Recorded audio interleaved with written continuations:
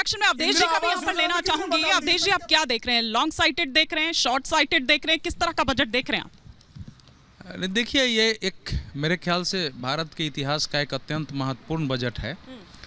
हालांकि हर व्यक्ति को संतुष्ट और पार्टियों को नहीं किया जा सकता है, लेकिन अगर इनसे परे हट के देखें तो आप ही ने चर्चा की है, वित्त मंत्री ने अपने उनके बजट भाषण को के आरंभिक अंश को पहले देखना पड़ेगा, क्योंकि बजट के पीछे आइडियोलॉजी क्या है, उसकी आधार उसका क्या दिया गया है, पिलर्स क्या बनाए गए हैं, लक्ष्य क्या है, ये देखने के बाद तब आपको ध्यान में आएगा। क्योंकि हम लोग सब मिडिल क्लास से आते हैं, तो इनकम टैक्स की छूट को हमारे लिए बड़ी खबर हो सकती है जिसके लिए है, लेकिन कुल मिला के वो तो 30,000 करोड़ रुपए के आसपास की छूट है। वो तो मान लीजिए डीजल और पेट्रोल पर आधा% से इधर से उधर हो जाएगा तो पूरा हो सकता है। देखिए, ये जो बजट है, इसमें वित्त मंत्री ने अपने भाषण के आरंभ में कहा है कि यह आज़ादी के बाद के अगले 100 वर्ष माने अगले 25 वर्ष को ध्यान में रख के बनाया जा रहा है। अगले 25 वर्ष का हमारा जो लक्ष्य है वो ये है कि भारत विश्व का एक अपनी पहचान को कायम रखते हुए एक विकसित और महाशक्ति के रूप में दुनिया में खड़ा होगा, और उसको बताया है कि ये ज्ञान आधारित, विज्ञान केंद्रित हो।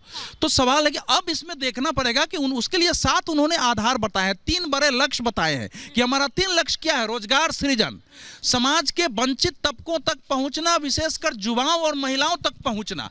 तो इस लक्ष्य को ध्यान रखते हुए इस बजट में ये इतना ही है कि ये बजट समाज के वंचित तबकों, बहुत जल्दी क्विक आप कह रहे हो ना, जो तक क्विक में थोड़े अब बजट चलेगा। अब हम लोग बाहर नहीं बजट कर रहे हैं। बजट का इसमें यह है कि मूल बात इसमें है कि आम आदमी जो समाज का है उस तक रोजगार पहुंचे, उसके लिए पैसा पहुंचे, वो खड़ा हो। बाकी सभी वर्गों के लिए, एक उदाहरण के लिए मैं बता रहा हूं कि जैसे पीएम आवास योजना में 79,000 करोड़ का है। आपको पता है कि पीएम आवास योजना में डायरेक्ट पैसा लोगों तक जाता है।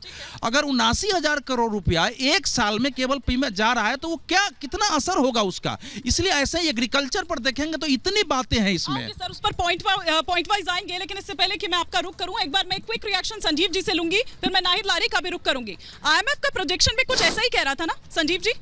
हिमानी अदम गोडविन साहब की एक शेर है, उसी से हम शुरू करेंगे कि तुम्हारी फाइलों में गाँव का मौसम गुलाबी है, मगर ये दावे झूठे हैं, ये आंकड़े किताबी हैं। ठीक वैसे ही आज का ये बजट दिखाया गया। अच्छा, आप कह रही हैं युवाओं के बारे में, महिलाओं के बारे में, सब बल्ले बल्ले कर रहे हैं। कहाँ झूमता हुआ कौन दिखाई दे रहा है, जरा बताएं। बुझे मन से महिलाएं बोल रही है, बहुत अच्छा।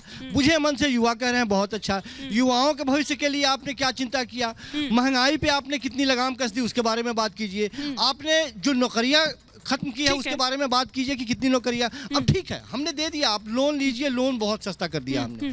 आपने कह दिया ये 7 लाख का मामला। मुझे लगता है कि सारा निचोड़ पूरे इस बजट का 7 लाख पे ही आके अटक जाता है। अच्छा, ये इतनी बड़ी उपलब्धि के रूप में दर्शाया जा रहा है जैसे कि सब कुछ इसी पे टिका हुआ है। अच्छा, मुझे लगता है कि आप कुछ रिएक्ट करना मैं कह रहा हूं कि संजीव जी आज के बजट पर ही बोल रहे हैं, चूंकि मुझे आश्चर्य हो रहा है कि ये जो कुछ भी बोल रहे हैं वो बजट में है ही नहीं या नहीं है, वही बात सब कर रहे हैं। तो इसलिए देखो, बजट पर जब हम चर्चा कर रहे हैं तो बजट में जो प्रावधान आ गए हैं, जो एक उस पर बातचीत होनी चाहिए। संजीव जी ने जो भी कुछ कहा है वो आज के बजट से इन विषय का कोई लेना देना नहीं है। लेकिन महंगाई की बात लगातार हो रही है, रोजगार की बात लगातार, अब ये बताएंगे। हाँ, मैं वही उनसे समझना सृजन, देखो रोजगार सृजन तो इस बजट का एक बड़ा फोकस है। बिल्कुल, आप इसको ध्यान से क्यों, अब इसको समझने की आवश्यकता है ना भाई। युवाओं के लिए जितनी बातें इसमें, अब जैसे एग्रीकल्चर सेट में स्टार्टअप के लिए जो एक्सीलरेटेड 2022 में जो बजट पेश किया गया था, अगले 25 साल के बाद के लिए पेश किया गया था। 2047 के लिए